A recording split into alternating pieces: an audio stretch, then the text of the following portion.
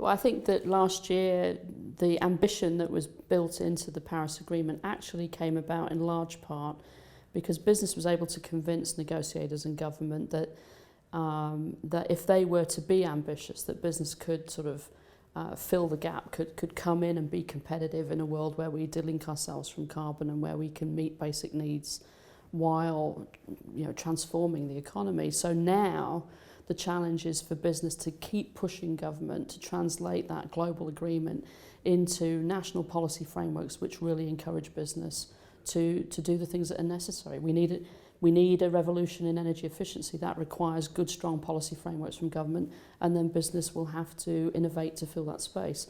I think this is entirely possible, but business has to keep its foot on the pedal. Well, I think at the Business Climate Summit, what we hope is going to happen is that we take the conversation down from 64,000 feet down to what does this take, and what are the re-engineering within companies that seem to work, and what is the public-private dialogue at the national level, at the city level, at the community level that is needed in order to push things forward. So, we've got the global agreement.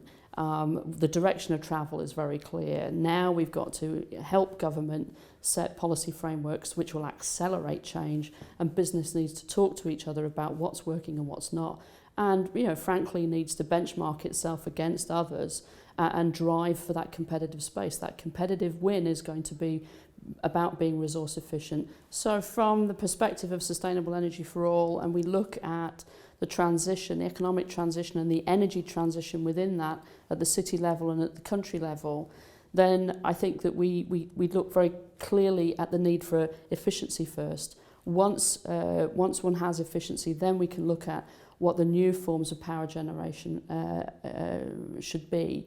And that efficiency first is a huge opportunity. Those companies that are able to compete with much less resource throughput are going to be in a much better position. But then there's a huge opportunity that comes from changing the energy mix, and an enormous opportunity that comes from embracing distributed power alongside centralised power in order to meet the needs of everybody much sooner than we've even said that we should, because the growth that we see going forward has to be an inclusive growth.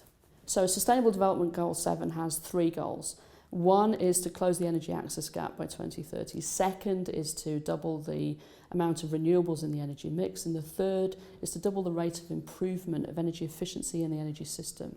In Sustainable Energy for All, we believe that the 3 are inextricably linked and all 3 can be achieved.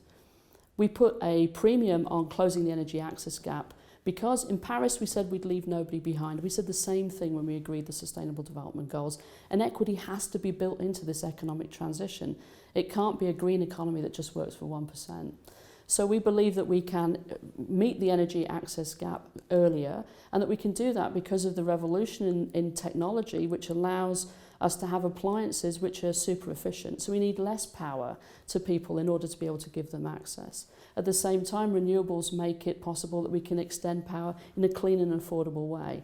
And of course, we need a revolution in efficiency if we're going to have a reliable energy system that is cleaner and is affordable, but which is also one that allows us to come in at well below 2 degrees, which is what we agreed in Paris. So for Sustainable Energy for All, we want to focus people in on what absolutely needs to be done on Monday morning. We want to see the 3 5-year progress milestones set. And we believe that it is business that is already leading, and that business that needs to concentrate policymakers' minds on what they have to do in order to unleash the possibilities from the new business models and the new technologies that we see. So when we think about the energy transition, it's to build an energy system that actually meets people's needs, that's clean, affordable, and reaches everyone, and that allows us to come in well below 2 degrees.